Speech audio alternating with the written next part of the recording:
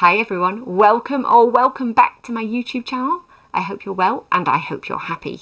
My name's Amy from Tuition Up, and today we're going to be learning all about clauses, main clauses and subordinate clauses. It's a really quick lesson. I think you're going to get it really easily. We're going to look at this sentence first in blue. The boy got sunburnt because he forgot to put on sun cream. So I'm going to underline here, this part here, the boy got sunburnt, and I'm going to label it the main clause. It's the main clause because it's got a subject, the boy, and it's got a verb, an action. He got sunburnt. It also can be explained as being a main clause because it makes sense by itself. So we could have had a full stop there. The boy got sunburnt, and it would make sense on its own. So it's the main clause. The subordinate clause does not make sense by itself. Because he forgot to put on sun cream, couldn't stand alone. It has to be joined onto this main clause.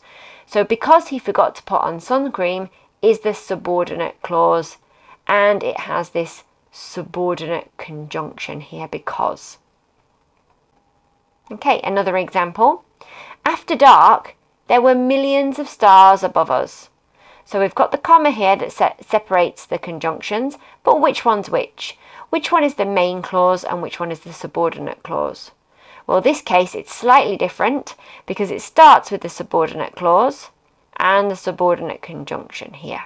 After dark, that's the subordinate clause. It doesn't have, in this case, it doesn't have a subject or a verb. It's very short and it cannot make sense by itself. After dark, we need something else, don't we? So that must be the subordinate clause, and then we've got the main clause here. There were millions of stars above us. It's clearly got a subject, the stars, and it's saying the verb to be here, there were millions of stars. It's important to say here that the subordinate clause doesn't always come second. It can come first, as in this example here. Let's do one more. I cried aloud in misery as I swiped and flailed at the mosquitoes. Flailing is kind of where you're waving your limbs around. What do you think? I cried aloud in misery as I swiped and flailed at the mosquitoes.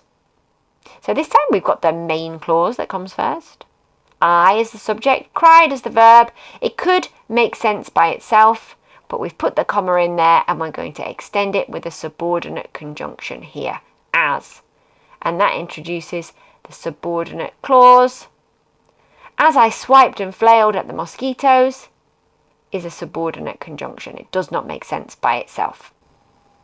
We have a helpful mnemonic that's going to help us remember the subordinating conjunctions. A mnemonic is a great word, and it means when you have a little kind of phrase like this, ISAWAWABUB, each of these letters has the beginning letter of each of these subordinating conjunctions. So I stands for if, S stands for since, A as, W, when, and so on, all the way down. So if you're not sure if a word is a subordinating conjunction or not, you can just think back at the little mnemonic here, ISAWAWABUB, and hopefully that will help you remember. If you've learned something today, and I hope you have, you might want to think about subscribing to the channel and ringing that bell and give me a big thumbs up, and then you'll know when the next video's out.